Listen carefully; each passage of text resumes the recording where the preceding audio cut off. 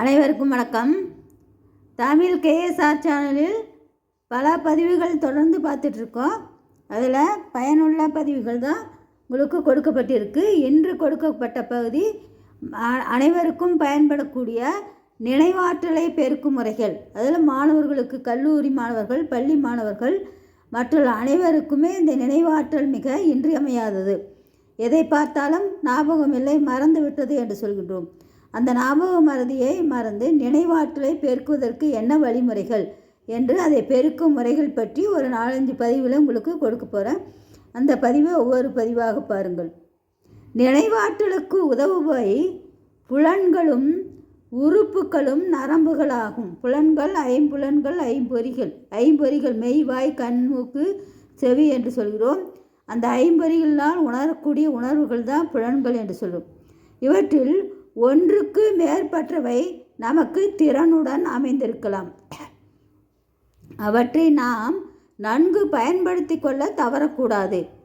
உதாரணமாக, நாம் பார்ப்பவற்றையும் கேட்பவற்றையும் நன்கு நினைவு வைத்து கொள்ளும் திறன் அமைந்தவர்களாயிருந்தால் அவற்றை நாம் அவசியம் பயன்படுத்தி கொள்ள வேண்டும்.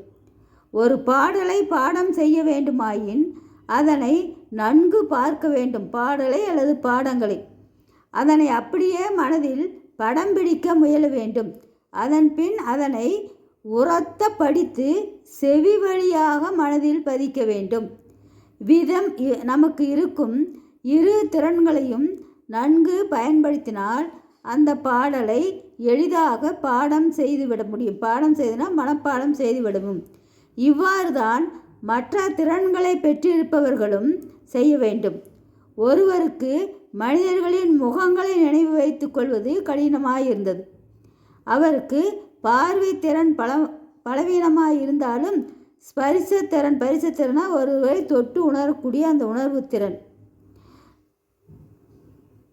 இருந்தது. அதனை பயன்படுத்தி கொண்டு விட்டார். அவர் பிறருடன் கை குலுக்கும் போது அந்த கையின் தன்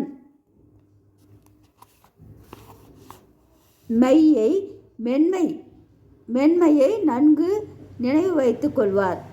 அவர் முகத்தை பார்த்து ஆளை தெரிந்து கொள்ள இயலா வேளையில் எல்லாம் கையை பிடித்து குலுக்கி இன்னார் என்பதை அறிந்து கொள்வார். இது போன்ற ஒவ்வொருவருக்கும் ஒரு திறன் இருக்கும்.